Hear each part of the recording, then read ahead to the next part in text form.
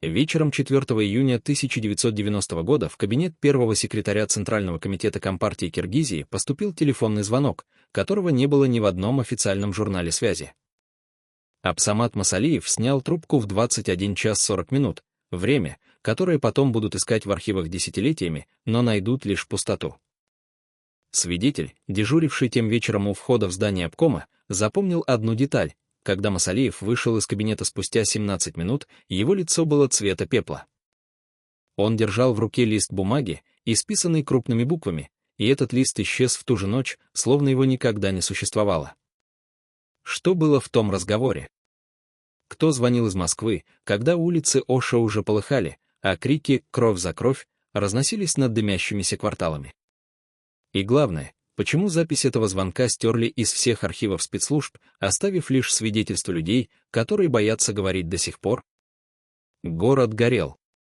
Не метафорически, горел по-настоящему. 573 дома превращались в угли, 74 государственных учреждения рушились под напором толпы, 89 автомобилей полыхали факелами вдоль центральных магистралей. К вечеру 4 июня стало ясно, то, что началось как спор за землю колхоза имени Ленина, переросло в нечто, чего никто не мог предвидеть. Днем, когда около 1500 киргизов и более 10 тысяч узбеков сошлись на колхозном поле, милиция пыталась разделить толпы щитами и дубинками, но камни летели градом, и тогда прозвучали выстрелы. Минимум 6 узбеков упали замертво, точное число погибших от пуль так и не установят, потому что к утру 5 июня счет жертв пошел на сотни. Узбекская толпа, увидев кровь своих, двинулась в город с криками мести, сметая все на своем пути: дома киргизов, магазины, административные здания. Милиция задержала 35 самых активных погромщиков, но это была капля в море ярости, затопившей Ош. Масалиев знал об этом все. Каждые 30 минут ему докладывали о новых жертвах, новых пожарах, новых попытках захватить городское управление внутренних дел, изолятор временного содержания, здание областного исполнительного комитета. Узбеки, вооруженные чем придется, от кухонных ножей до охотничьих ружей, штурмовали символы власти, требуя справедливости за убитых. Но что такое справедливость, когда земля, которую узбеки обрабатывали десятилетиями, внезапно отдана киргизам решением тех же самых властей? Весной 1990 года молодые малоимущие киргизы вышли на митинги с требованием отдать им участки колхоза, где 95% работников – узбеки. Власти сначала согласились, потом испугались и отменили решение. Это был детонатор. К 4 июня Ош сидел на пороховой бочке, и всем, кто имел глаза, было видно достаточно одной искры. Милиция выстрелила не искрой, она выстрелила залпом, и взрыв накрыл весь регион. Но самое странное началось вечером. Когда город уже полыхал, когда счет погибших перевалил за несколько десятков, когда стало очевидно, что без войск не обойтись, именно тогда, в 21 час 40 минут, зазвонил телефон на столе Масалиева. Свидетелю входа, назовем его Реймбек, хотя это не его настоящее имя, он просил анонимности, вспоминает, охранники получили указание не пускать никого в кабинет. Даже членов бюро обкома. 17 минут разговора за закрытой дверью, а потом тишина. Масалиев вышел, держа лист бумаги, на котором что-то быстро записал во время звонка. Реймбек видел только крупные заглавные буквы вверху листа, но прочитать не успел. Масалиев сложил бумагу вчетверо, сунул во внутренний карман пиджака и произнес одну фразу: «Москва сказала ждать». Ждать чего? Войска советской армии ведут в Ош только через 24 часа, вечером 6 июня. За эти сутки погибнут еще сотни людей. Версия, которую шепотом передавали в коридорах обкома, звучала как конспирологический бред: звонил Михаил Горбачев лично. Или кто-то из его ближайшего окружения. Приказ был прост и чудовищен одновременно: не вводить войска преждевременно. Дать конфликту разгореться. Зачем? Варианты множились, как слухи на базаре. Одни говорили, Горбачеву нужен был повод для жесткой зачистки национальных движений, и Ош стал идеальной декорацией. Другие шептали о заговоре КГБ, который хотел дискредитировать перестройку, показав, что демократизация ведет к хаосу и крови. Третье, самые отчаянные, называли имена предателей внутри, якобы кто-то из киргизского руководства сознательно подливал масло в огонь, чтобы потом свалить все на Масалиева и занять его место. Но это были только версии. Фактов не было. Точнее, факты были, но они исчезли. Что известно наверняка? Войска ввели поздно. Слишком поздно для 305 человек, которые погибли к 7 июня. Слишком поздно для 1371 пострадавшего, из которых 1071 госпитализировали с тяжелыми ранениями. Слишком поздно для тех, кто потерял дома, родных, веру в то, что власть защитит. Вечером 6 июня, когда части советской армии наконец-то вошли в город, резня остановилась почти мгновенно. Хулиганы, которые еще час назад прорывали кордоны милиции и поджигали автомашины, разбежались при виде бронетехники. Солдаты вступали в бой с холодным оружием, когда толпы пытались их атаковать, но превосходство было подавляющим. К утру 7 числа Ош затих, окутанный дымом и молчанием. Вопрос, который никто не задавал вслух, но все думали про себя, почему войска не ввели на сутки раньше. Что изменилось за эти 24 часа, кроме числа трупов? Масалиев никогда публично не говорил о том звонке. После событий его сняли с должности, тихо, без скандала, списав все на неспособность контролировать ситуацию. Удобная формулировка.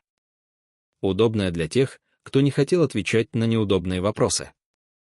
Потому что если признать, что звонок был, и если признать, что Москва дала приказ ждать, то придется признать и другое: трагедия в Оши была не случайностью, а инструментом. Инструментом большой политической игры, где жизни людей всего лишь расходный материал. И тогда встанет вопрос, который страшнее всех остальных: кто играл в эту игру? Кто держал телефонную трубку с другого конца провода, отсчитывая минуты до катастрофы? Кто решил, что 573 сожженных дома — это приемлемая цена? Кто написал сценарий, где Масалиев стал козлом отпущения, а настоящие виновные остались в тени? Представьте, человек, которому вы доверяли всю жизнь, звонит вам в самую черную ночь и говорит ждать. Не действовать. Не спасать. Ждать, пока огонь догорит, пока крики стихнут, пока счет погибших станет достаточно большим, чтобы оправдать то, что задумано наверху. Абсамат Масалиев доверял Москве. Он был партийцем до мозга костей, человеком системы, который верил, центр знает лучше. Но 4 июня 1990 года что-то надломилось в этой вере. Когда он положил трубку после 17-минутного разговора, он понял, его подставили. Доказательств этому нет. Во всяком случае, официальных.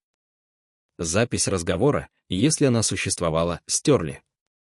Лист бумаги с записями Масалиева исчез в ту же ночь. По одной версии, он сам его сжег, по другой, кто-то забрал из его кабинета, пока он был на экстренном совещании обкома. Свидетель Реймбек, видевший этот лист, исчез из Оша сразу после событий. Говорят, его перевели в Алма-Ату, потом след обрывается. Но остались люди, которые помнят. Помнят, как Масалиев метался по коридорам обкома в ночь с 4 на 5, требуя немедленной связи с Москвой, и как ему отвечали: линия занята. Помнят, как он кричал в трубку, умоляя прислать войска, и как ему обещали: скоро, потерпите. Потерпите. Какое издевательское слово, когда город горит. А город горел все сильнее. Ночью на 6 июня киргизские отряды, спустившиеся с гор, напали на узбеков в Узгене. Это был уже не стихийный погром, а организованная операция мести. В Оше продолжались нападения на насосную станцию, автобазу, где сожгли 5 автобусов, перерезая городу артерии жизнеобеспечения. В Наакатском районе убили 3 узбеков-пасечников, просто потому, что они были узбеками. Логика резни проста и ужасна: свой-чужой, кровь за кровь. Милиция обстреливалась ночью с 6 на 7, 2 милиционеров ранены, пули прошивали стены городского управления внутренних дел, как бумагу. Масалиев знал, без армии это не остановить. Но армии все не было. Ответ на этот вопрос похоронен в архивах, спрятанный так глубоко, что даже документы КГБ молчат. Официальная версия проста: Войска ввели, как только стало ясно, что местные силы не справляются. Но эта версия не объясняет задержку. Ведь ясно стало уже 4 числа, когда милиция открыла огонь по толпе и первые трупы упали на колхозное поле. Ясно стало, когда узбеки кричали «кровь за кровь» и шли громить город. Ясно стало, когда попытались захватить ГОВТ, УВД, изолятор. Почему понадобилось еще 2 суток, чтобы принять решение? Бюрократия. Или что-то другое? Теория заговора звучит так: Горбачеву нужен был Ош. Нужен был пример того, к чему ведет национализм на окраинах империи.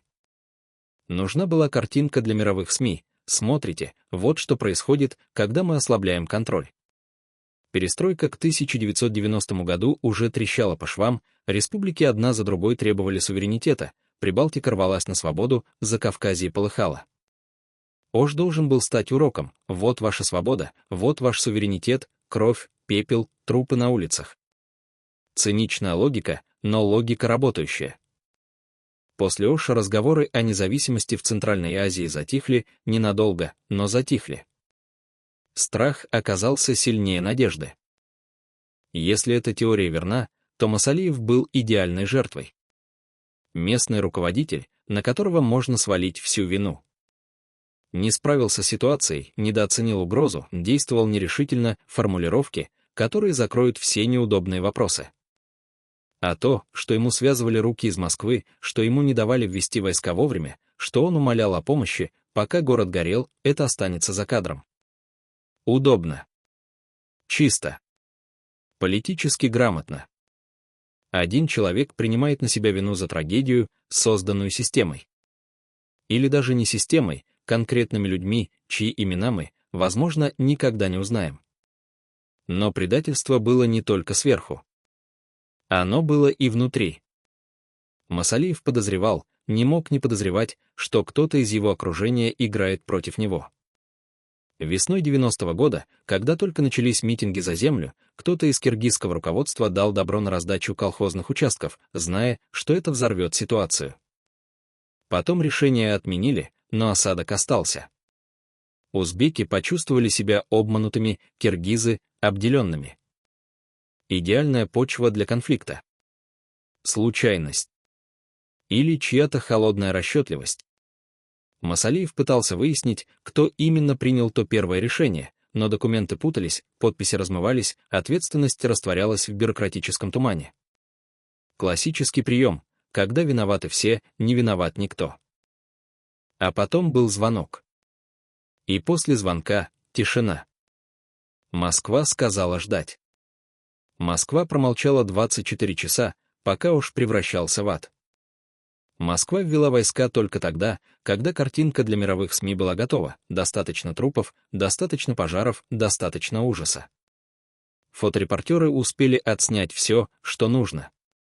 Западные газеты получили свой материал: хаос в СССР, межнациональная резня в Средней Азии, Горбачев теряет контроль.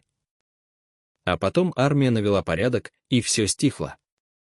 Вопрос остался висеть в воздухе, как дым над руинами. А могли ли остановить это раньше? Ответ знает тот, кто держал трубку с другого конца провода 4 июня в 21 час 40 минут. Масалиев унес свою часть правды в могилу. Но правда не умирает вместе с людьми, она ждет в архивах, в показаниях свидетелей, в документах, которые рано или поздно всплывут. Мог ли Масалиев доверять тем, кто его подставил? Должен ли был понять раньше, что в большой политике нет друзей, есть только фигуры на доске? В 2018 году, когда архивы КГБ частично рассекретили, группа независимых историков обнаружила нечто странное в описи документов по ошским событиям. Папка номер 17, содержавшая телефонограммы между Фрунзе и Москвой за период с 3 по 7 июня 1990 года, числилась в реестре, но при запросе архивисты ответили: утрачено при реорганизации. Утрачено. Удобное слово, за которым может скрываться что угодно, от банальной халатности до сознательного уничтожения улик. Исследователи не сдались, они подняли параллельные архивы МВД, военные сводки, даже личные дневники офицеров, служивших в Оше летом 90-го. И там, в дневнике майора Геннадия К. нашли запись от 5 июня, непонятная задержка с вводом войск. Полковник сказал, приказ из Москвы ждать особого распоряжения. Люди гибнут, а мы сидим в казармах. Особое распоряжение — слова, за которыми скрывалась чья-то подпись. Подпись человека, решившего, что Ош может подождать еще сутки. Майор не знал, ему не положено было знать. Но сам факт существования такого приказа взрывает официальную версию о том, что войска ввели, как только позволила обстановка. Обстановка позволяла уже 4 числа. Более того, обстановка требовала немедленных действий. Но кто-то наверху решил иначе. Кто-то посчитал, что еще рано. Что нужно больше жертв. Что картинка недостаточно убедительна. Исследователи попытались найти этот приказ в архивах Генштаба безуспешно. Документ словно испарился, оставив после себя только косвенные упоминания в дневниках и воспоминаниях. Но самая шокирующая находка ждала их в личном архиве бывшего сотрудника аппарата ЦК КПСС, который согласился говорить анонимно. Назовем его Юрий Степанович, не его настоящее имя, он попросил не раскрывать личность. Юрий Степанович работал в секретариате отдела по национальным вопросам и имел доступ к служебной переписке.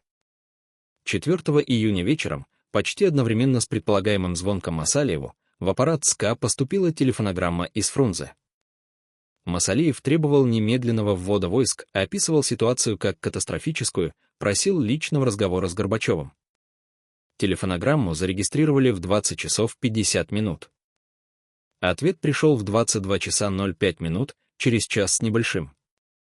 Текст ответа Юрий Степанович запомнил дословно, потому что его поразила холодность формулировки «принято к сведению».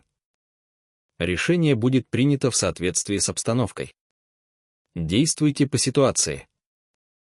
Действуйте по ситуации. Это что значит? Ждите. Или все-таки вводите войска сами? Двусмысленность была явной, похоже, намеренной. Между телефонограммой Масалиева и ответом из Москвы прошел час и 15 минут.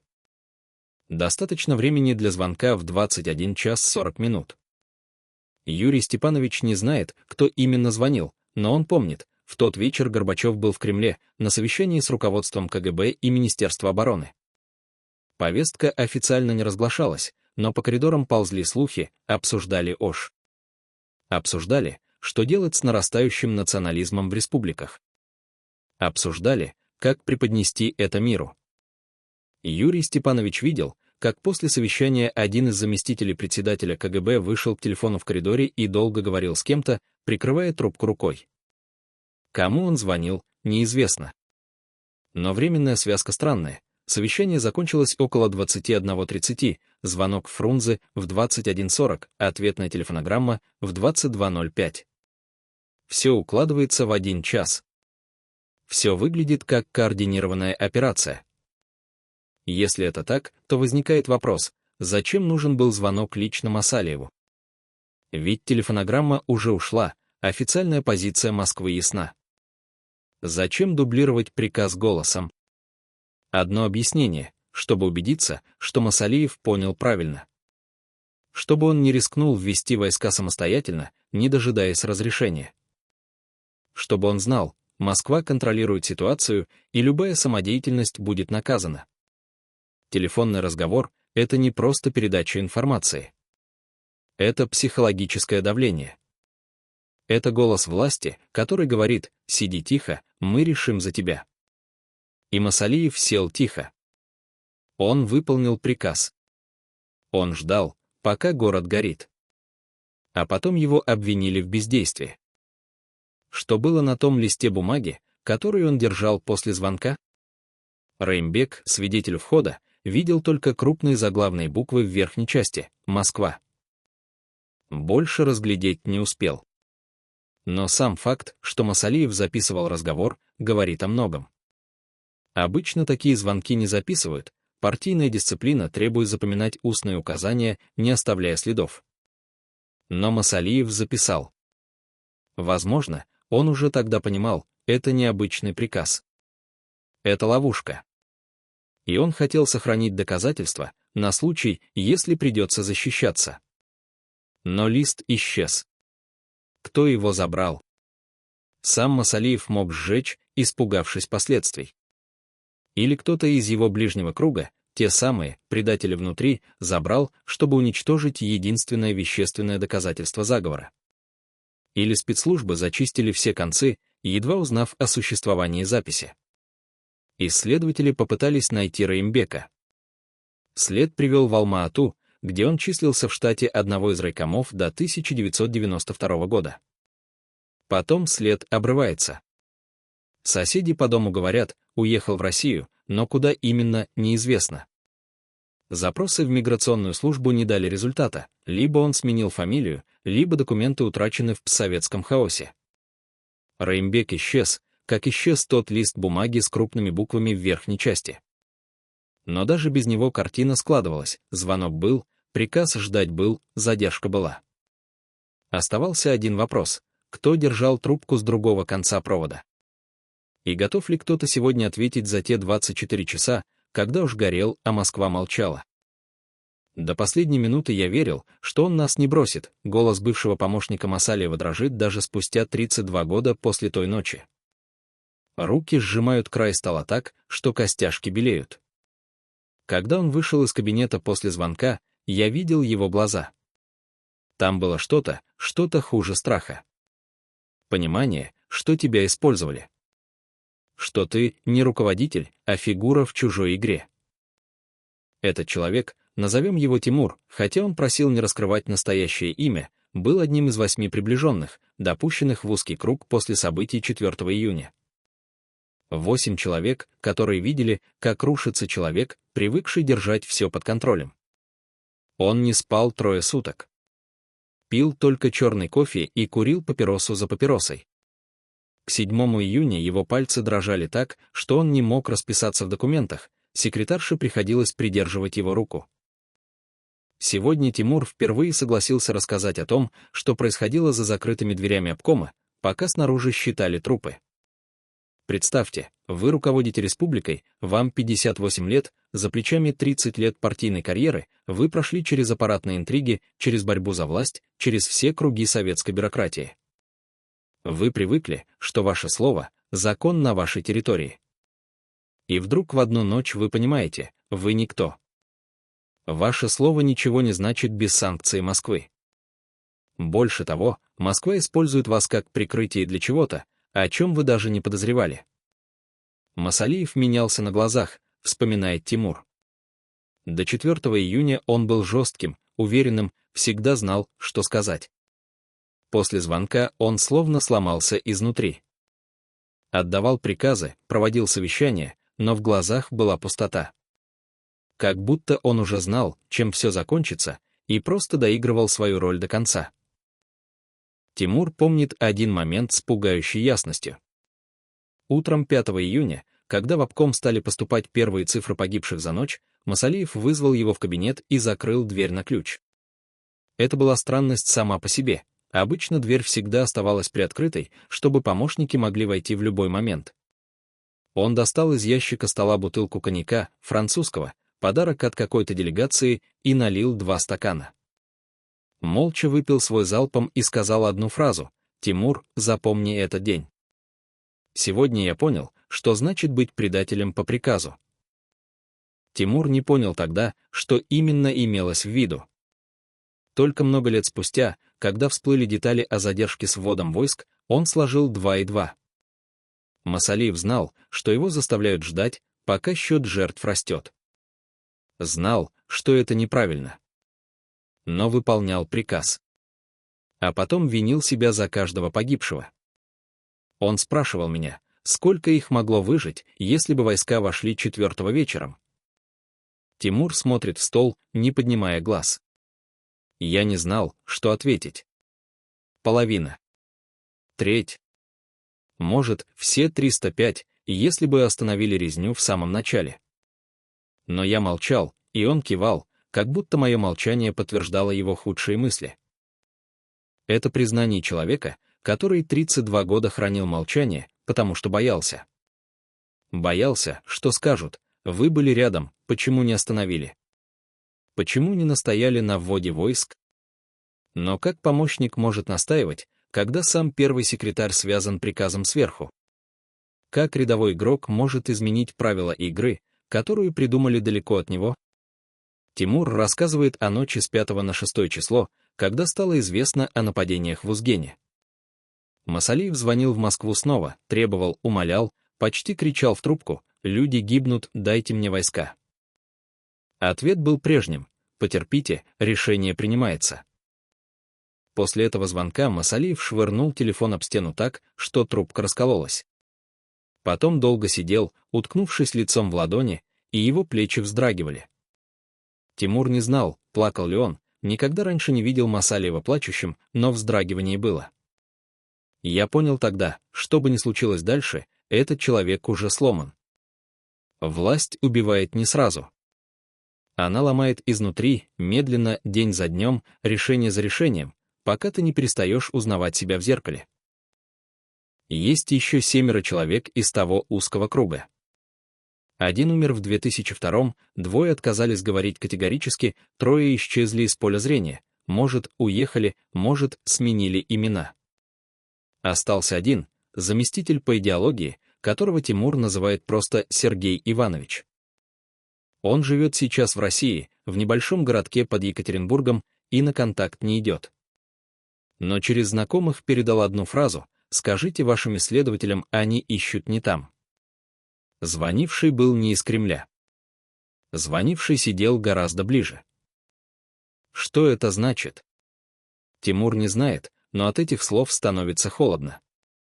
Если звонок был не из Москвы, если это кто-то из ближнего круга республиканской власти устроил эту ловушку, то предательство было не просто политическим, оно было личным. Кто-то из тех, кому Масалиев доверял, кого считал своим, подставил его так изящно, что он до конца не понял, кто именно нанес удар. Можете ли вы представить это чувство? Когда не знаешь, кто из людей за соседним столом на совещании держал нож за спиной. Когда каждое рукопожатие может быть прощанием с врагом, который только притворяется другом.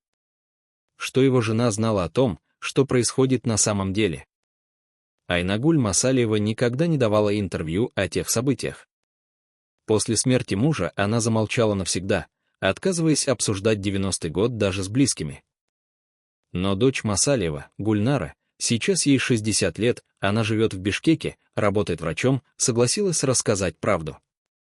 То, что происходило за закрытыми дверями дома на улице Фрунзе, дом номер 12, объясняет многое о том, почему все закончилось именно так. Отец перестал спать дома после 3 июня.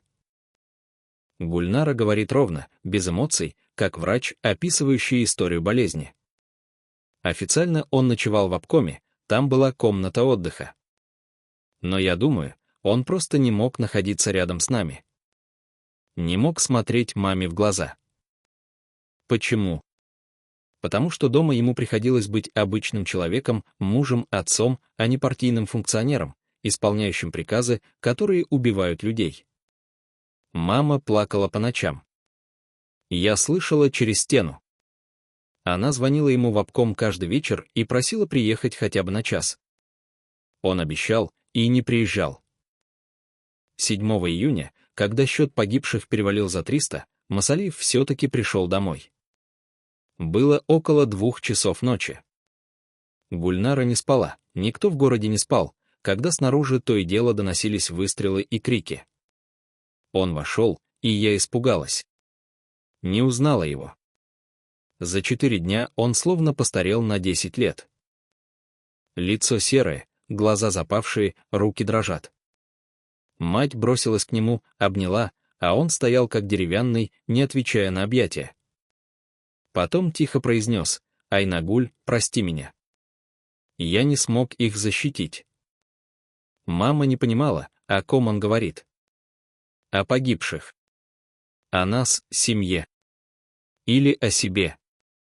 Гульнара делает паузу, глядя в окно. Я думаю, он имел в виду всех. Он чувствовал себя виноватым перед всеми, перед теми, кто погиб, перед теми, кто остался жив и обвинял его в бездействии, перед Москвой, которая требовала невозможного, перед собой, потому что не смог изменить то, что было предопределено. Вот она, цена власти. Ни кабинеты, ни лимузины, ни привилегии, а вот это чувство, когда ты понимаешь, твоя подпись на документе стоит столько же, сколько жизни людей, которых ты не спас. В ту ночь Масалиев пробыл дома меньше часа. Выпил чай, сидел молча на кухне, куря папиросу за папиросой. Мать пыталась заговорить о чем-то обычном, о дочери, которая готовилась к экзаменам в медицинском институте, о саде, где созревала черешня, о соседях. Банальности, которыми люди пытаются сохранить видимость нормальной жизни, когда мир вокруг рушится. Но Масалиев не слышал. Он смотрел в одну точку, и Гульнара видела. Его мысли там, в обкоме, где лежат сводки с числами погибших и ранеными.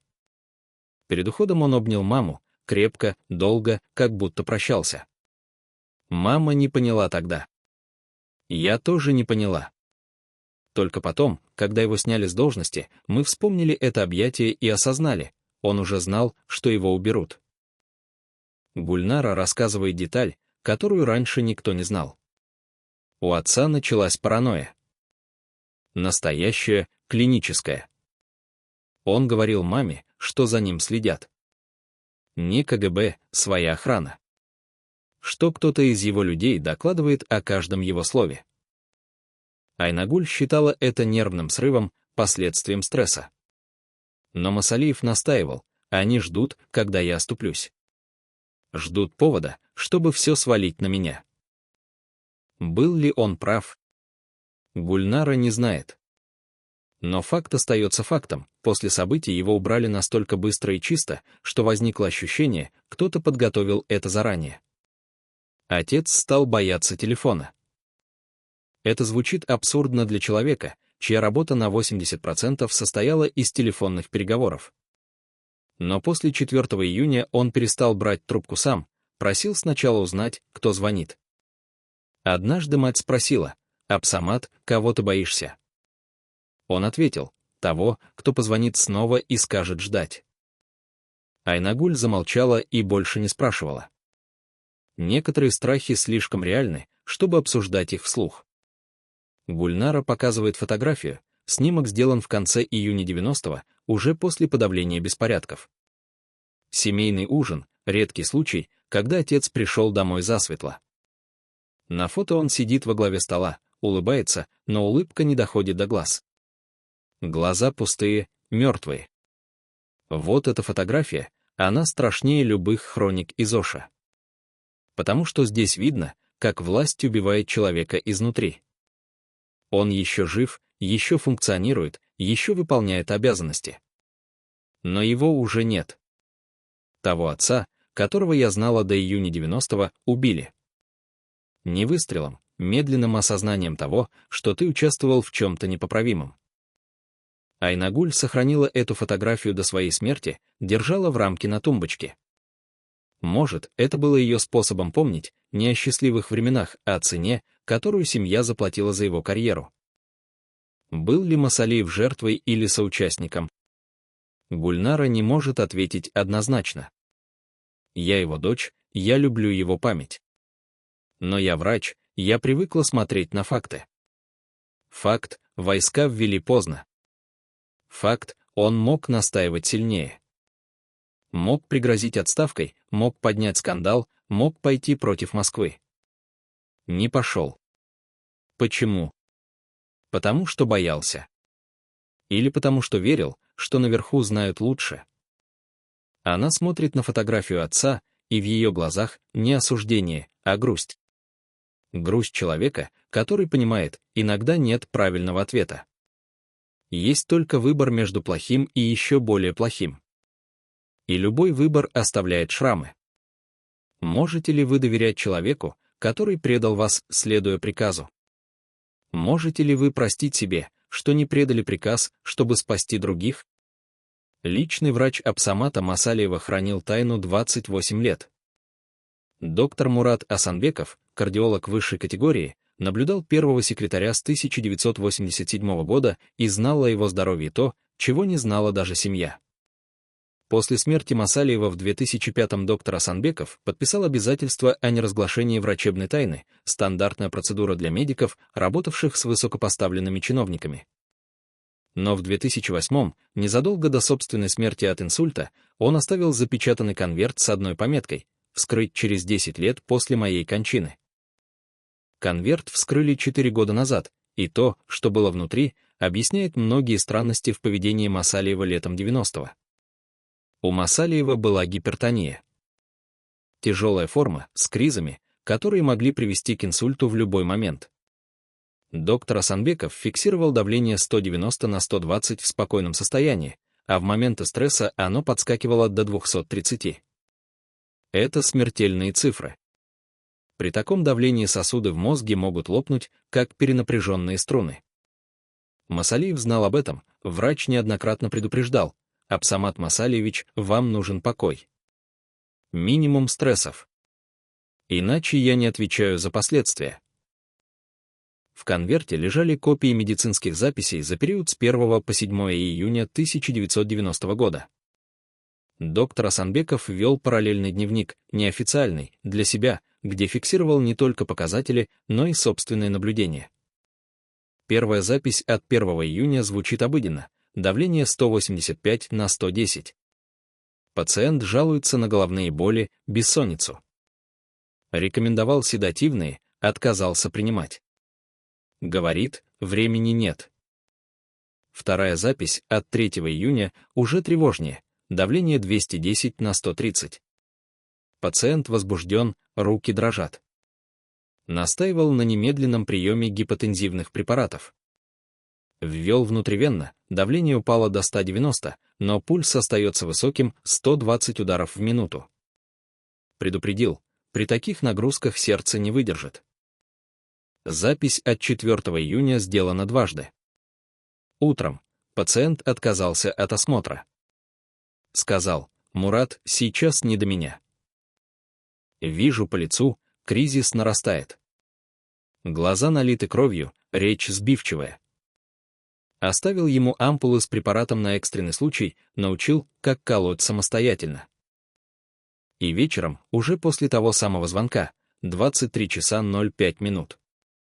Пациент вызвал меня срочно в обком. Застал его в состоянии острого гипертонического криза. Давление 240 на 140. Пациент жаловался на острую боль в груди, онемение левой руки. Признаки прединфарктного состояния.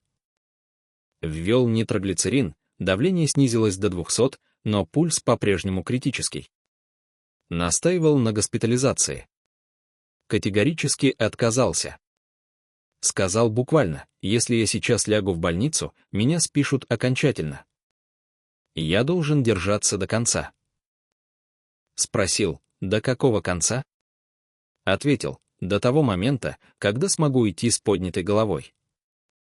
Не понял, что имелось в виду. Следующие 3 дня доктор Асанбеков практически не покидал обком. Он дежурил в соседней комнате, готовый в любой момент оказать экстренную помощь. Масалиев отказывался от сна, когда засыпал, его мучили кошмары, он просыпался с криком. Доктор слышал однажды: Масалиев кричал сквозь сон: «Я не виноват». Они приказали ждать. Когда врач вбежал в комнату, пациент сидел на кровати, весь мокрый от пота, и смотрел невидящим взглядом. Доктор предложил снотворное. Масалиев отказался: «Мне нельзя спать. Я должен контролировать все». Запись от 6 июня, самая страшная. 14 часов. Пациент упал в обморок прямо на совещании. Очнулся через несколько секунд, запретил вызывать скорую. Давление 250 на 150. Это критическая отметка. Я сказал ему прямо: «Абсамат Масалиевич, вы умрете, если не прекратите». Он посмотрел на меня и ответил: «Мурат, я и так уже умер. Просто еще не лег в гроб». После этого выпил 3 таблетки каптоприла подряд, вопреки моим указаниям, это опасная дозировка, и вернулся на совещание. Я бессилен.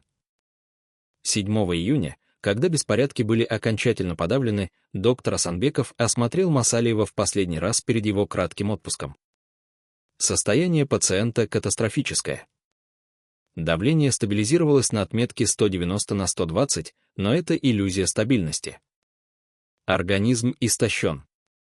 Сердце работает на пределе. Любой новый стресс может стать фатальным. Рекомендовал длительный отдых, санаторное лечение. Пациент усмехнулся. Какой отдых, Мурат? Меня скоро снимут. А дальше либо пенсия, либо что похуже. Я не понял, что он имел в виду под что похуже. Теперь понимаю, он боялся обвинений, суда, возможно, тюрьмы. Через 3 месяца Масалиева сняли с должности. Официальная причина — по собственному желанию в связи с ухудшением состояния здоровья. Формулировка оказалась пророческой. Доктор Асанбеков наблюдал его еще несколько лет, неофициально, по дружбе, и видел, как человек медленно угасает. Он перестал бороться. Перестал следить за давлением, за питанием, за режимом. Пил, хотя ему было категорически противопоказано. Курил по 2 пачки в день. Когда я делал замечания, отвечал: «Зачем, Мурат? Я все равно мертв с июня 90-го. Просто тело еще не знает об этом». В конверте была еще одна бумага, рукописная записка доктора Асанбекова, написанная уже перед его собственной смертью. Текст короткий, но емкий: «Я врач. Я лечу тело. Но некоторые раны не лечатся никакими лекарствами». Абсамат Масалиевич умер не от болезни сердца. Он умер от груза вины, который нес 15 лет. Груза за тех, кого не смог спасти, за приказ, который выполнил против совести, за молчание, которое выбрал вместо правды. Медицина бессильна против таких ран. Они убивают медленно, день за днем, превращая живого человека в ходячую тень. Пусть те, кто читает это, знают, настоящими убийцами были не те, кто поджигал дом в Оше. Настоящие убийцы — те, кто держал телефонную трубку в Москве и говорил ждать, пока счет жертв растет.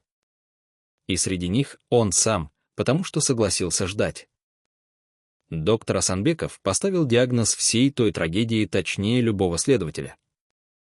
Масалиев умирал медленно, растянув агонию на 15 лет, пока в 2005-м сердце окончательно не остановилось. Но вопрос остается открытым сегодня: кто убил этого человека по-настоящему, болезнь, записанная в медицинской карте, или тот самый звонок 4 июня, который превратил руководителя республики в марионетку чужой игры? И если звонивший действительно сидел не в Кремле, а гораздо ближе, как утверждал Сергей Иванович, то кто он? Где он сейчас? И спит ли он спокойно по ночам, зная, что 305 жизней — цена его одного решения? Архивы Комитета государственной безопасности Киргизской ССР хранили досье под кодом ГРАН-9. Существовало только 3 копии этого документа: одна в Фрунзе, одна в Москве, третья — в личном сейфе председателя КГБ республики. В нем содержалась полная информация о здоровье Масалиева, включая психологические профили, составленные на основе прослушки его домашнего телефона. Там были записи разговоров с женой, где он признавался в бессилии. Там были заключения врачей, которых он не подписывал официально, опасаясь утечки. Там было то, что могло уничтожить карьеру любого политика одним росчерком пера: диагноз неврастения с параноидальными эпизодами. Но самое шокирующее находилось в последнем разделе досье, разделе с грифом «Особо секретно», который уничтожили утром 8 июня 1990 года, через несколько часов после окончательного подавления беспорядков. Кто отдал приказ об уничтожении? И что именно было в тех страницах, которые сочли слишком опасными даже для архивов спецслужб? Сергей Николаевич Ковалев — не настоящее имя. Он категорически просил анонимности, работал в архиве КГБ Киргизской ССР с 1983 по 1992 год. Младший архивариус — человек без звания и амбиций, чья работа заключалась в том, чтобы принимать документы на хранение, регистрировать их в журналах и следить за сохранностью. Серая должность, на которую никто не обращает внимания. Именно поэтому Ковалев видел то, чего не должен был видеть никто.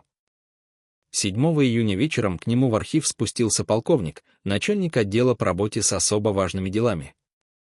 Принес папку «Грань 9.0», положил на стол и произнес одну фразу. К утру этого не существовало. Понял. Ковалев кивнул. Он понимал. Понимал, что когда полковник КГБ приносит досье и требует его уничтожить, вопросов не задают. Но он нарушил инструкцию. Прежде чем отправить папку в печь для сжигания, он прочитал последние 15 страниц, те самые, помеченные особо секретно. То, что он увидел там, не давало ему спать 28 лет. В досье содержалась стенограмма разговора между Масалиевым и неизвестным абонентом. Дата — 4 июня, время — 21 час 42 минуты. Длительность — 16 минут 30 секунд. Запись велась автоматически, служба прослушки работала постоянно, фиксируя все входящие звонки на номера высокопоставленных чиновников. Ковалев запомнил первые строки стенограммы дословно, потому что они показались ему настолько странными, что он перечитал их трижды. Масалиев поднимает трубку, говорит «слушаю». Голос на другом конце. Абсамат Масалиевич, это Москва. Пауза 3 секунды. Масалиев, я вас слушаю. Голос. Ситуация требует выдержки. Войска будут введены, но не сейчас. Вам нужно продержаться. Масалиев, голос повышается, люди гибнут. Каждый час счет идет на десятки. Голос, спокойно, мы понимаем. Но преждевременный ввод войск создаст впечатление паники.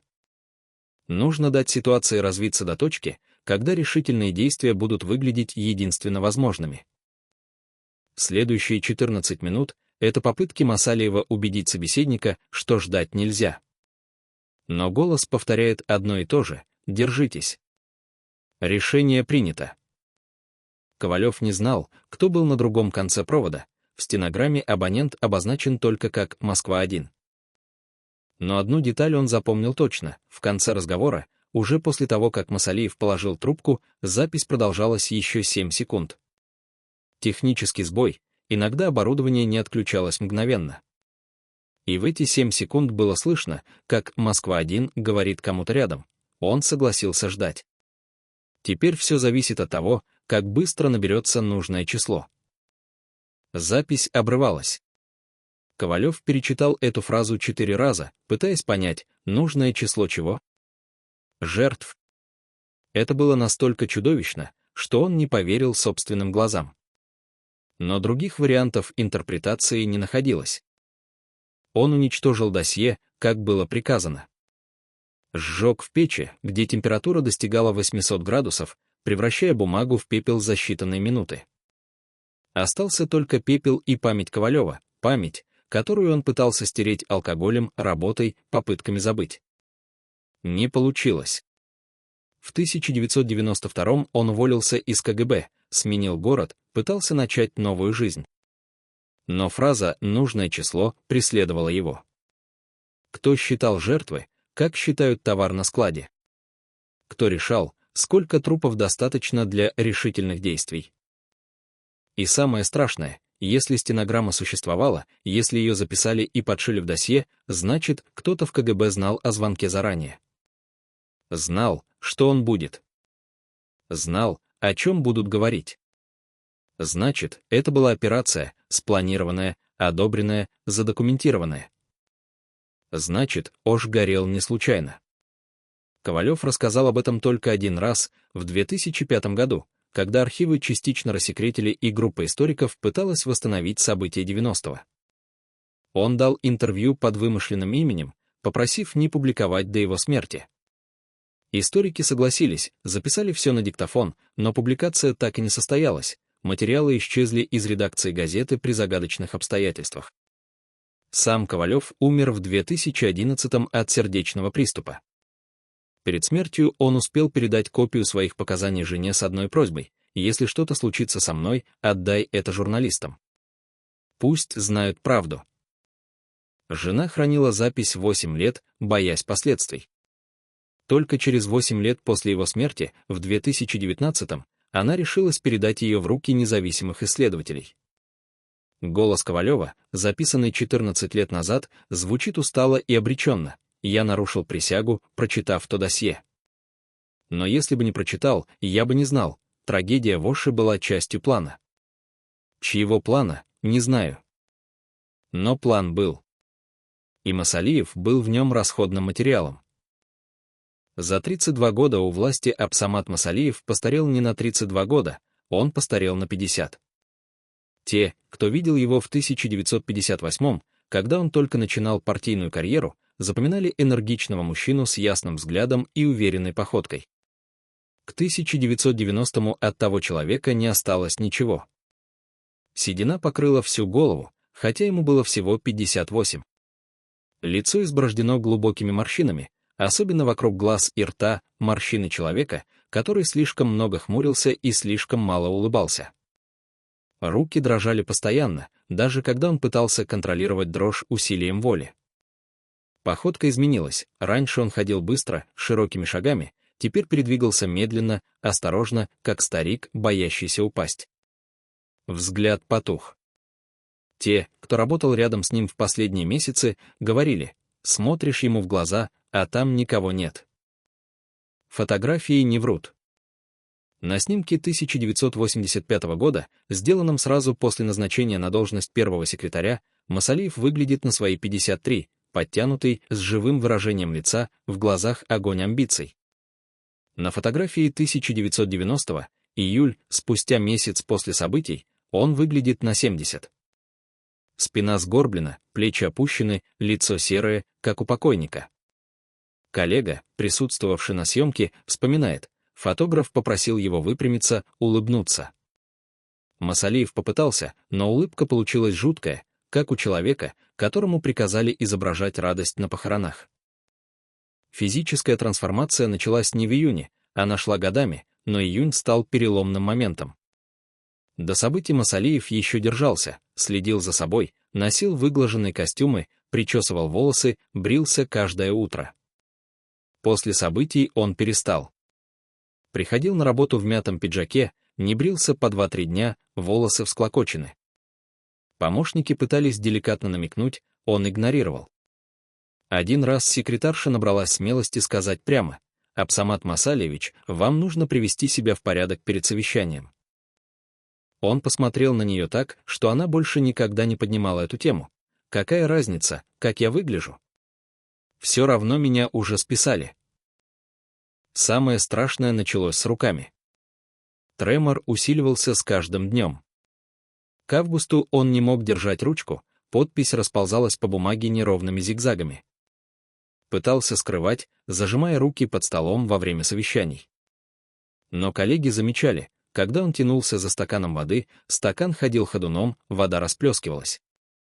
Началось это после ночи с 7 на 8 июня, когда он не спал 36 часов подряд, контролируя ситуацию в Оше. Той ночью, ровно в 21 час 42 минуты 4 июня, зазвонил телефон. Масалиев снял трубку дрожащей рукой. Да, дрожь была уже тогда, только легкая, почти незаметная. Услышал: «Абсамат Масалиевич, это Москва». Голос знакомый, но он не мог вспомнить чей. Или не хотел вспоминать.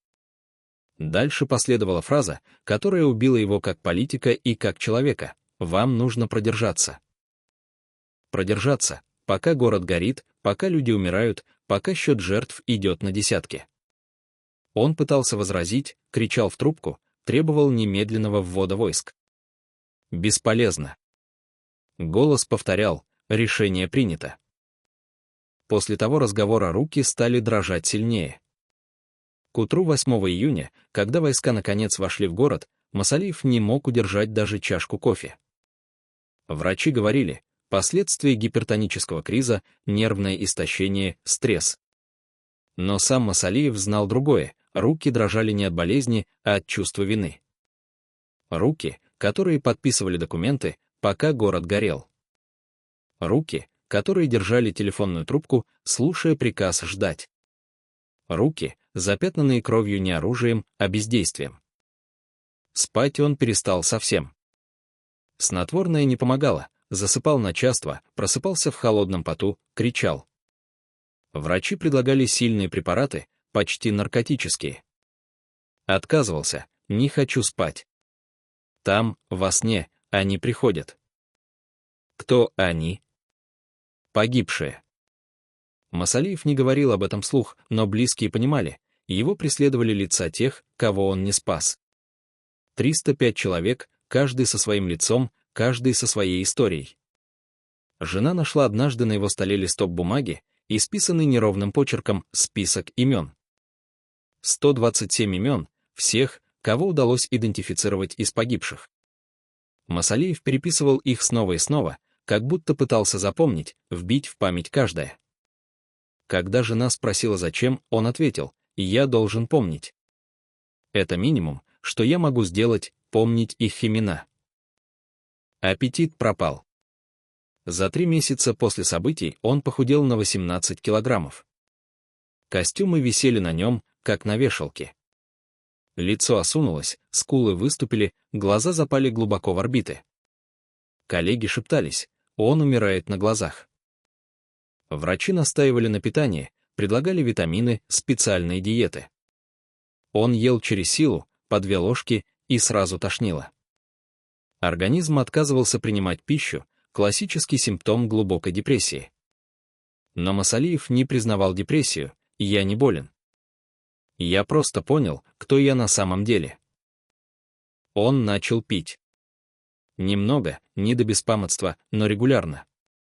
Каждый вечер бутылка коньяка, половину которой он выпивал в одиночестве, сидя в кабинете.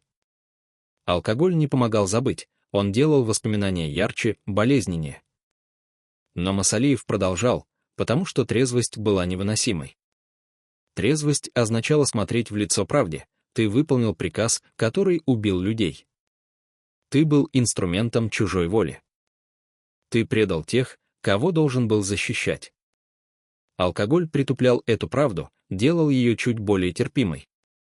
Но каждое утро она возвращалась с новой силой, и требовалась новая доза забвения. К октябрю 1990-го, когда его окончательно сняли с должности, Масалиев выглядел как человек, переживший войну. Не наблюдатель войны, участник, который видел смерть вблизи и нес ее на собственных плечах. Фотография с последнего заседания бюро обкома. Он сидит во главе стола, руки сложены перед собой, чтобы скрыть дрожь, лицо застывшее, как маска. Но маска не скрывает главного — глаз. Глаза мертвые. Глаза человека, который уже не верит ни во что, даже в собственное право на жизнь. Один из членов бюро, присутствовавший на том заседании, сказал позже: «Я видел, как умирают люди. Видел агонию, видел последний вздох. Но то, что я увидел в глазах Масалиева тем октябрьским днем, было страшнее смерти. Это была жизнь после смерти, когда тело еще функционирует, но души уже нет». Власть не просто изменила его внешность. Власть съела его изнутри, как рак, метастазируя в каждый орган, в каждую клетку, пока от человека не остался один скелет с памятью о том, кем он был когда-то. За 32 года он прошел путь от амбициозного партийца до сломленного старика, который боится собственного отражения в зеркале. И самое страшное, он понимал это. Понимал, что стал тенью, что его имя навсегда связано с трагедией, что история запомнит его не как руководителя республики, а как человека, который не смог защитить свой народ. Можно ли жить с таким грузом? Он прожил еще 15 лет, но прожил ли на самом деле, или просто дышал, ел, спал, не имея сил закончить то, что началось в июне 90-го? Проследите деньги, и вы найдете истину. Древний принцип, работающий безотказно в любую эпоху. После событий в Оше кто-то получил все: власть, которую Масалиев потерял, посты, которые освободились после чистки руководства, контроль над ресурсами республики, которые в хаосе перестройки можно было приватизировать почти безнаказанно. Совпадение. Или тщательно спланированная операция, где трагедия была лишь инструментом для передела власти. Экономический и политический след ведет от площадей Оша, залитых кровью, к кабинетам новой элиты, людей, которые появились из ниоткуда и через год заняли ключевые позиции. Один человек выделяется особенно. Назовем его товарищ К. Настоящее имя известно, но юристы предупреждают об опасности обвинений без стопроцентных доказательств. Товарищ К в 1989 году занимал второстепенную должность в аппарате ЦК Компартии Киргизии, заведующий отделом по работе с кадрами. Не первое лицо, даже не второе, а один из многих функционеров среднего звена. Но у товарища К была одна особенность — он знал всех. Знал, кто кому должен, кто с кем враждует, у кого какие скелеты в шкафу. Кадровая работа дает такие возможности. Ты видишь досье, анкеты, характеристики, компромат, который собирают на всякий случай. Товарищ К собирал методично, терпеливо, годами. Ждал своего часа. Июнь 1990-го стал этим часом. Пока уж горел, пока Масалиев метался между телефонными звонками и экстренными совещаниями, товарищ К делал другое, он составлял списки. Списки тех, кто не справился с ситуацией. Списки тех, кого можно обвинить в бездействии. Списки тех, кто должен уйти, чтобы освободить место для новых кадров. Эти списки не были официальными, по крайней мере, поначалу. Но к середине июля, когда начались кадровые перестановки, списки товарища К легли на стол тех, кто принимал решения в Москве. Откуда они там взялись? Кто их передал? Сам товарищ К не афишировал свое участие, но результат говорит сам за себя. Из 18 человек, включенных в первый список, 17 были уволены в течение 3 месяцев. Масалиев стоял первым в списке.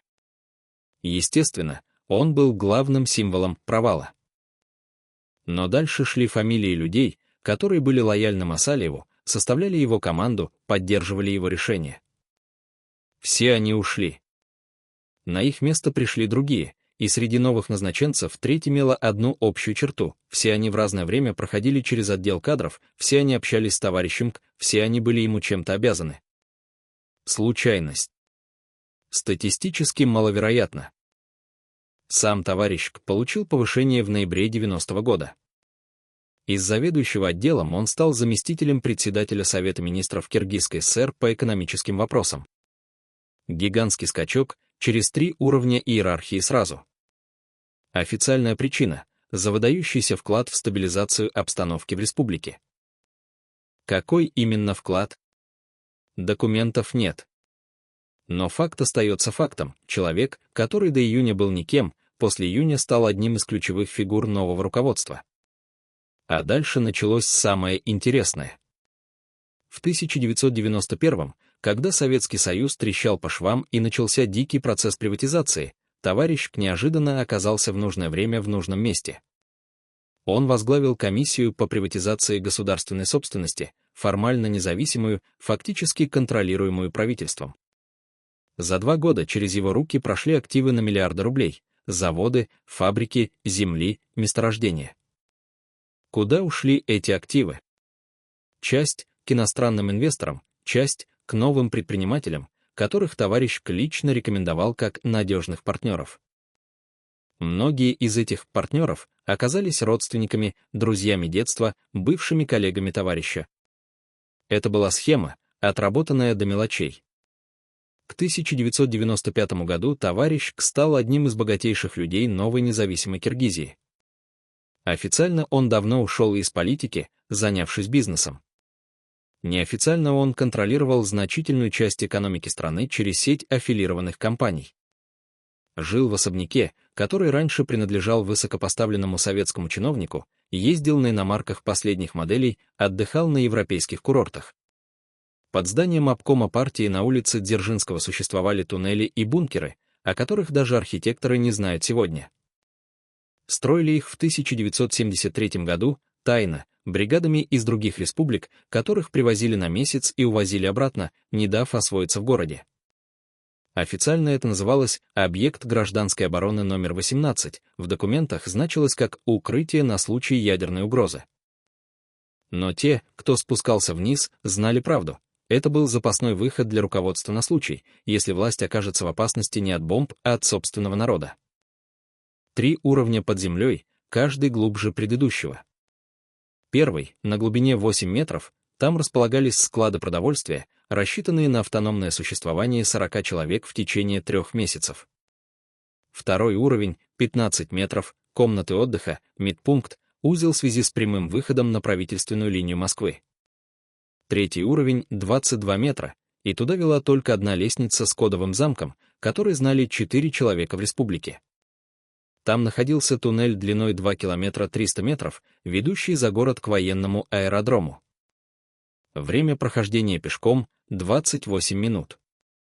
Этого должно было хватить, чтобы первый секретарь покинул осажденное здание и улетел на спецборту, пока снаружи бушует восстание. 4 июня 1990 года, ровно в 19 часов 15 минут, Масалиев спустился на третий уровень. С ним был начальник охраны, полковник Эргешев, человек, служивший ему 7 лет и знавший каждый секрет здания. Они прошли по туннелю до конца, проверяя освещение, вентиляцию, состояние выхода на поверхность. Все работало. Эргешев спросил прямо: «Абсамат Масалиевич, готовим эвакуацию». Масалиев молчал долго, стоя у железной двери, за которой начиналась лестница наверх, к аэродрому. Потом произнес одну фразу: «Эргеш, если я уйду отсюда через этот туннель, значит, я уже не руководитель. Значит, я беглец». Полковник кивнул, понимая, проверка маршрута была не подготовкой к побегу, а констатацией того, что побег невозможен. Нельзя управлять республикой, сбежав от нее. Но сам факт этой проверки говорит о многом. В тот вечер, за 2 часа до рокового звонка из Москвы, Масалиев уже знал, ситуация выходит из-под контроля. Он спускался в бункер не первый раз, архивы охраны фиксируют его посещение 3-го уровня трижды за предыдущую неделю. 1 июня — проверка систем жизнеобеспечения. 2 июня — ревизия склада медикаментов и оружия, да, там хранилось оружие, 15 автоматов Калашникова, 3000 патронов, 20 гранат. 3 июня — испытание узла связи, звонок в Москву напрямую, минуя городскую АТС. Зачем все это? Он готовился к худшему. Готовился к тому, что события могут развиваться не по плану центра, а по собственной логике хаоса, когда толпа не слушает приказов и идет брать власть штурмом. Эргешев рассказал об этом только в 2015-м, через 10 лет после смерти Масалиева, когда уже ничто не могло навредить ни ему, ни памяти бывшего руководителя. Он боялся не Москвы. Он боялся своих. Своих — это те, кто окружал его в обкоме, кто сидел на совещаниях, кто клялся в верности и одновременно плел интриги за его спиной. Масалиев подозревал, кто-то из ближнего круга готовит удар. Не физический, политический. Удар, который обрушит его карьеру и откроет дорогу наверх тому, кто ждет своего часа. И туннель был последней страховкой. Если предательство произойдет здесь, в здании, если его попытаются арестовать или изолировать, он сможет уйти. Но уйти куда? В Москву, которая сама готовила его падение. В другую республику, где его никто не ждет? Туннель был иллюзией спасения, и Масалиев понимал это. Тем не менее, каждый вечер с 1 по 7 июня он проверял, открыт ли кодовый замок 3-го уровня. Эргешев менял код ежедневно, сообщая новую комбинацию только Масалиеву. Это была паранойя, но паранойя обоснованная. Потому что предательство действительно произошло. Только не там, где он ожидал. И не тогда. Оно зрело медленно, как опухоль, готовясь проявиться в самый болезненный момент. Кто еще знал о туннеле? Кто мог использовать эти знания против него? И главное, почему маршрут побега, который должен был спасти, превратился в символ его обреченности? Представьте последнего человека, которому вы доверяете полностью. Человека, с которым прошли годы, которого считаете почти родным. Который знает ваши слабости, ваши страхи, ваши планы. Теперь представьте, этот человек предает вас в самый черный день вашей жизни. Не из ненависти. Не из мести. Из холодного расчета, потому что ваше падение открывает ему дорогу наверх. Товарищ не был чужим. Он был своим. Они познакомились в 1962 году, когда оба работали в райкоме комсомола, Масалиев инструктором, товарищ секретарем по идеологии. Молодые, амбициозные, верящие в светлое будущее коммунизма. Вместе ездили по селам, организовывали субботники, выступали на собраниях. Масалиев выбился наверх быстрее, у него был природный дар оратора, умение вести за собой, харизма, которой товарищу К не хватало. Но товарищ К не завидовал. Во всяком случае, не показывал. Он шел рядом, чуть позади, всегда готовый помочь, посоветовать, подставить плечо. Масалиев привык доверять ему. Доверять настолько, что не заметил, когда помощник превратился в соперника. Первые признаки проявились в 1988-м. Масалиев предложил кандидатуру товарища К на должность заместителя председателя Совета министров по социальным вопросам. Хорошая должность, карьерный рост, близость к реальной власти. Но в Москве кандидатуру не утвердили. Официальная причина – недостаточный опыт хозяйственной работы. Масалиев пытался настаивать, писал письма, звонил в ЦК, использовал все связи. Безрезультатно. Товарищ К остался заведующим отделом кадров, важная, но не ключевая позиция. Он не показал разочарования. Поблагодарил Масалиева за попытку, сказал: «Ничего, Абсамат Масалиевич, значит, не мое время». И продолжил работать так же старательно, так же преданно. Но что-то изменилось в глазах. Масалиев заметил это только потом, вспоминая. Взгляд стал холоднее. Улыбка не доходила до глаз. Рукопожатие стало формальным, без прежней теплоты. А потом началась весна 90-го. Митинги за землю, споры между киргизами и узбеками, первые драки на окраинах Хоша. Масалиев собирал экстренные совещания, требовал докладов, пытался найти компромисс. И товарищ К был всегда рядом. Подавал справки, готовил списки, консультировал по кадровым вопросам. Однажды, в конце мая, он пришел к Масалиеву с предложением: «Абсамат Масалиевич, я собрал досье на всех ключевых активистов с обеих сторон конфликта. Если хотите, могу показать, там интересные детали». Масалиев согласился. Досье действительно были подробными, биографии, связи, компромат. Слишком подробными для работы отдела кадров. Масалиев спросил: «Откуда такая информация?»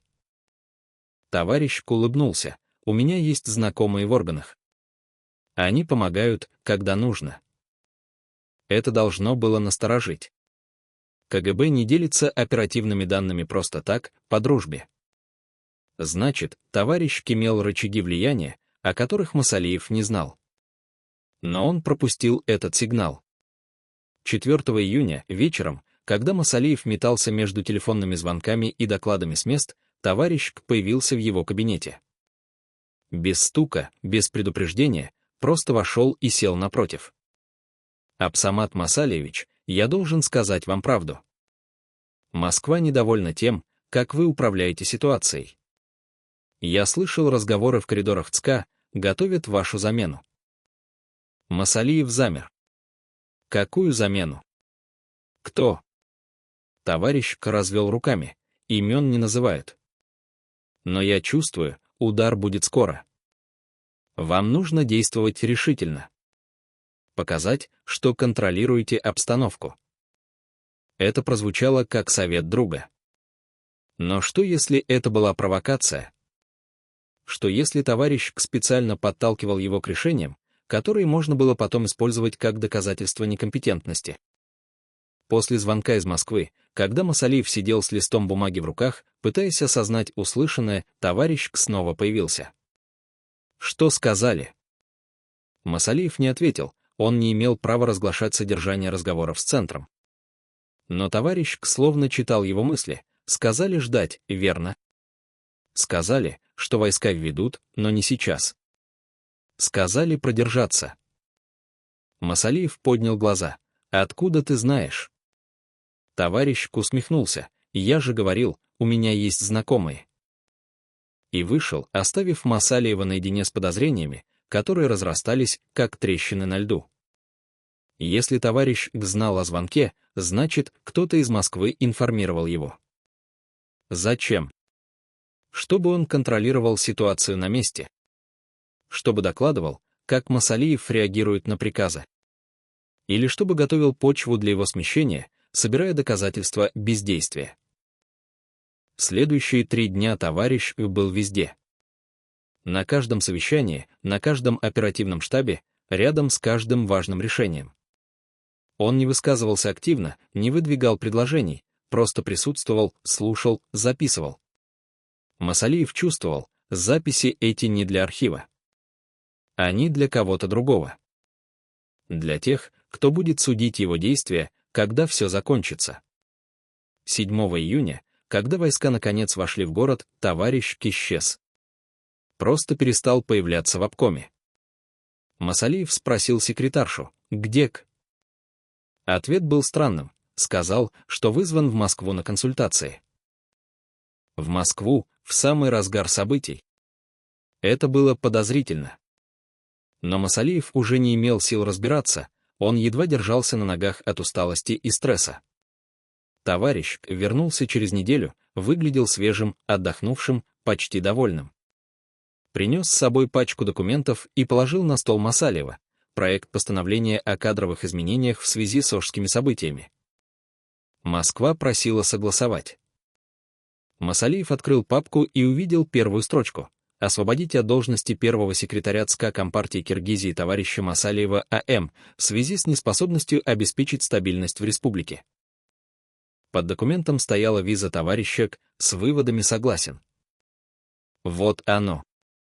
Предательство не в момент удара ножом в спину, а в подписи под приговором, который готовился месяцами. Мог ли Масалиев предотвратить это? Мог ли распознать врага в том, кого считал соратником? И если даже распознал бы, что изменилось? Система уже выбрала, кто падет, а кто взлетит. И выбор этот делался не на улицах Оша, а в кабинетах Москвы, где товарищ оказался дальновиднее, хитрее, циничнее своего бывшего наставника. 7 октября 1990 года началось как обычное осеннее утро. Масалиев проснулся в 6 часов 30 минут, привычка, выработанная десятилетиями партийной службы. Встал, подошел к окну, посмотрел на город, окутанный утренним туманом. Фрунзе просыпался медленно, неохотно, как всегда в октябре, когда холод уже чувствуется, но снег еще не выпал. Он не знал, что через 9 часов его жизнь как руководителя республики закончится навсегда. Завтрак был коротким. Чай, кусок хлеба, больше не лез. Жена пыталась уговорить съесть хотя бы яйцо, но он отказался. Аппетита не было уже 3 месяца, с того самого июня.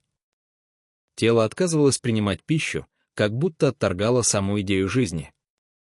В 7 часов 15 минут он оделся, надел тот самый серый костюм, который носил в последние недели, помятый, неглаженный. Жена проводила его до двери молча. Они оба чувствовали, что-то должно произойти сегодня. В обком приехал к 8 часам. Коридоры пустынны, рано еще для совещаний, большинство сотрудников появляется к 9. Поднялся в кабинет, сел за стол, посмотрел на стопку бумаг, ждущих подписи. Сводки, отчеты, докладные. Все то же, что было вчера, позавчера, месяц назад. Рутина, которая продолжается, несмотря ни на что. Но руки дрожали так сильно, что он не мог взять ручку. Пришлось положить ладони на стол, давить весом тела, чтобы остановить дрожь. Не помогло. В 9 часов 40 минут позвонил секретарь ЦК КПСС, не Горбачев, один из заместителей. Голос официальный, без эмоций. Товарищ Масалиев, в 15 часов состоится внеочередное заседание бюро ЦК Компартии Киргизии. Ваше присутствие обязательно. Повестка дня — организационные вопросы. Организационные вопросы — эвфемизм, за которым скрывалось все, что угодно. Масалиев знал, это конец. «Буду», — ответил он и положил трубку. 5 часов до приговора. Как провести их? Работать. Звонить, пытаться что-то изменить? Бесполезно. Решение принято, согласовано, подписано где-то наверху, далеко отсюда. Остается только явиться и выслушать. С 10 до 15 часов он сидел в кабинете один.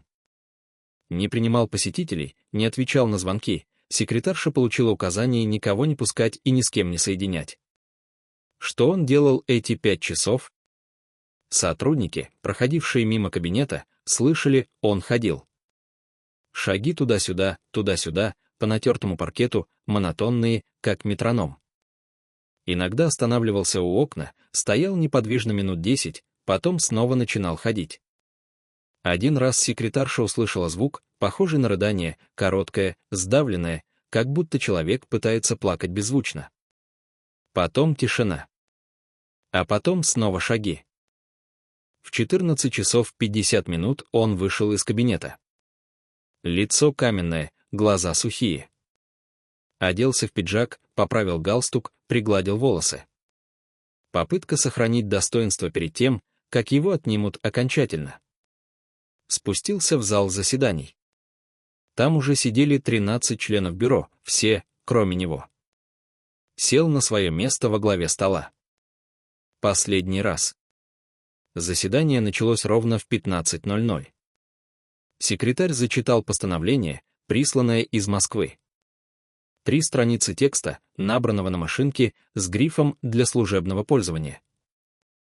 Суть укладывалась в один абзац: в связи с неспособностью обеспечить стабильность и порядок в республике, проявленной во время событий в Волжской области в июне 1990 года, освободите от должности первого секретаря ЦК Компартии Киргизии Масалиева Абсамата Масалиевича.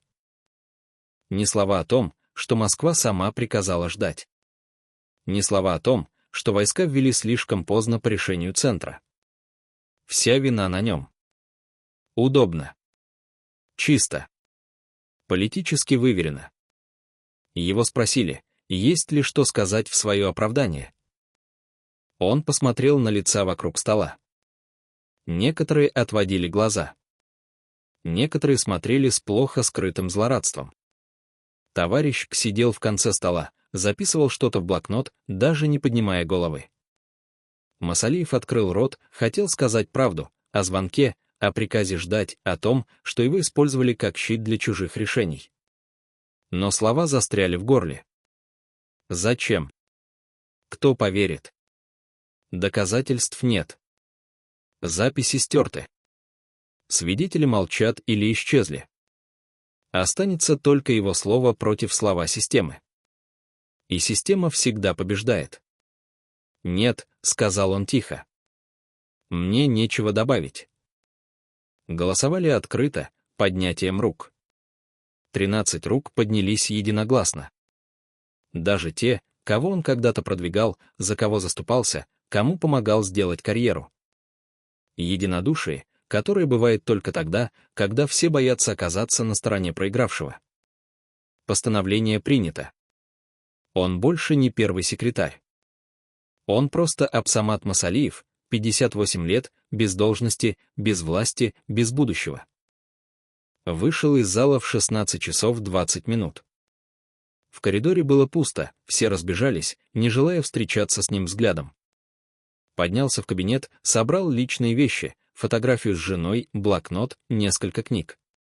Все остальное оставил, оно принадлежало не ему, а должности. А должности больше нет. Секретарша плакала, вытирая слезы платком. Он похлопал ее по плечу. «Не плачь, Гульжан. Все правильно. Я действительно не справился». Это была ложь, но ложь милосердная.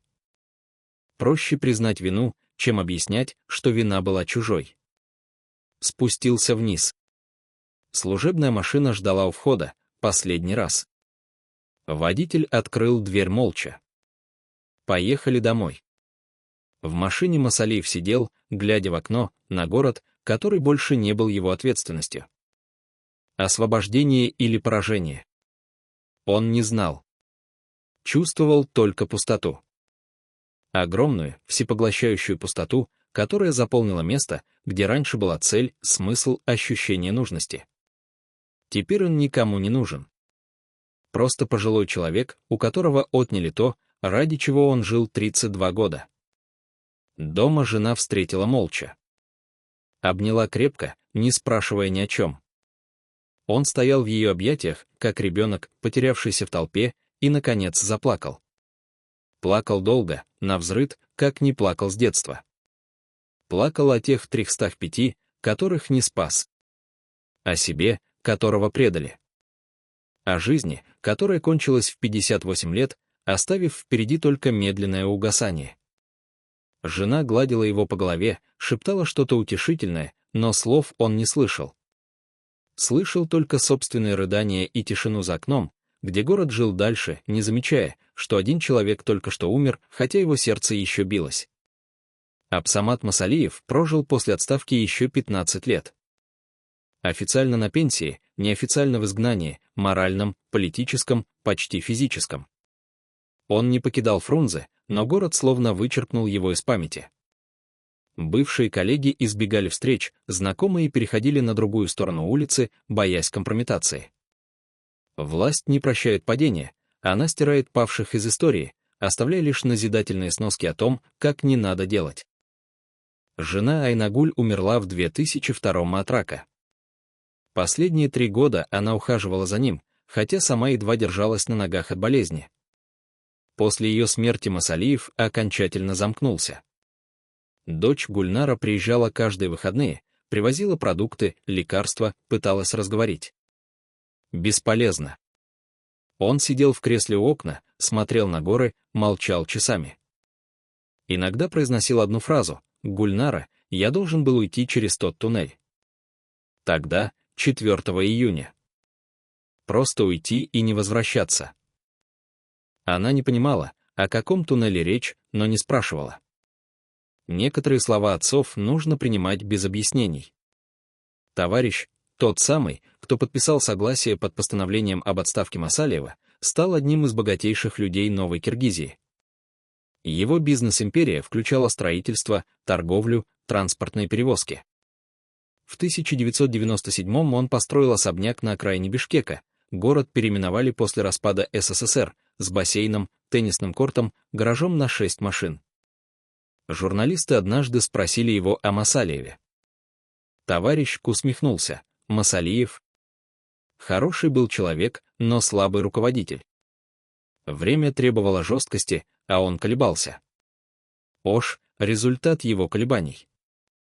Удобная версия. Версия победителя, который пишет историю под себя. Предатели не понесли наказания. Наоборот, большинство из тех, кто голосовал за отставку Масалиева, сделали успешные карьеры в новой независимой республике. Кто-то стал министром, кто-то депутатом, кто-то бизнесменом, приватизировавшим советскую собственность за копейки. Система вознаградила лояльных и наказала неудобных. Масалиев был неудобен, потому что знал слишком много. Знал о звонке, о приказе ждать, о том, что трагедия была не случайностью, а инструментом. Но молчал. Молчал до самой смерти. Киргизия изменилась до неузнаваемости. Советская республика превратилась в независимое государство, бедное, коррумпированное, раздираемое клановыми противоречиями. Ош остался символом той трагедии, в 2000 году там снова вспыхнули межнациональные столкновения, меньшей интенсивности, но похожие по логике. Земля, власть, обида — вечные триггеры конфликтов, которые не решаются одним вводом войск. Масалиев читал об этом в газетах и плакал. Плакал, потому что понимал, ничего не изменилось. Те же противоречия, те же ошибки, те же жертвы.